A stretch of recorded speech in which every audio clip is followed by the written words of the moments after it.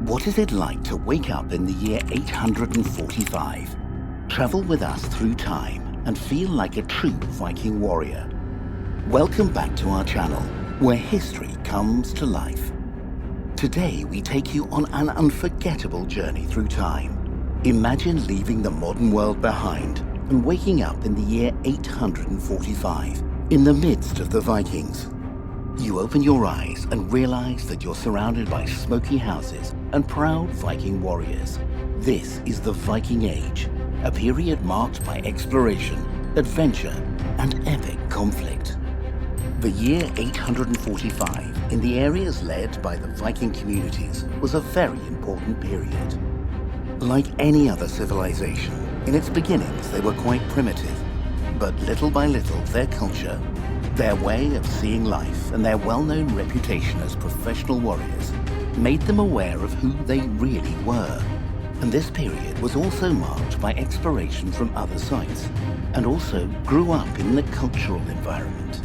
If you were born in this period, surely you would not suffer so much, since thanks to the economy that this ancient civilization was managing, most people had wooden houses with thatched roofs, strictly designed to resist the merciless cold from Scandinavia.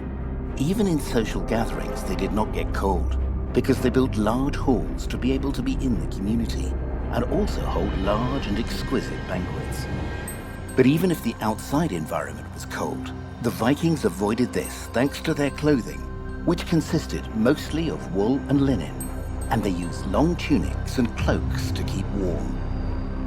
The Vikings in this period of time were advanced, and this is demonstrated by their way of seeing the economy, and also the shape of their social structures. Viking society was divided into hierarchies, such as the nobility, followed by the peasants, and finally the slaves. To show what social status you belong to, you must have brooches, fancy belts, and special jewelry that you show off to others and prove what social status you belong to. If you were lucky enough to be born into the nobility, you could have in your favor a lot of land, wealth, and also political power. On the other hand, if you were born as a peasant, you could live a quiet life, since you could live relatively peacefully on the land where you worked, and also feed yourself from agriculture and fishing.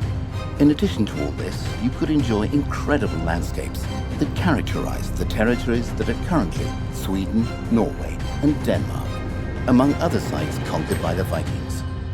Although not everything was perfect, because if you were a slave, you had to work forcibly, building houses and doing other not so pleasant tasks. The Vikings in 845 and later were adept at invading other settlements, and they used the male survivors of those invaded villages to force them to do jobs that the Viking nobility loathed doing. A fact that unfortunately occurred in almost all civilizations in the world. If you were born at this time, surely you would not have hunger problems, because being in territories where multiple foods abounded, the Vikings ate beef, pork, fish, rye bread, and dairy products. The consumption of beers was frequent, an iconic drink for this culture. Being experts in the art of fishing, there was always a plate of food in each house. This was thanks to the fact that the Vikings were in constant movement of territories, which prevented the exhaustion and over-exploitation of a territory in a few years. But not everything was summed up in nobles and peasants, because in this society, there were people who played a vital role so that civilization could progress and grow. The warriors. They were known as the most ruthless, as well as some of the most skilled in handling weapons. They were fearsome because they frequently used to invade other villages, and thanks to the experience they gained by carrying out these fights, they could level up and make excursions to new places in order to make more settlements and demonstrate the true potential that the Vikings had.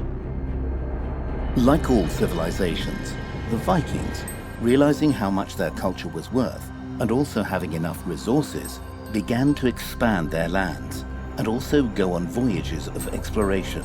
It was in this way that the Vikings met America in the year 1000, long before Christopher Columbus.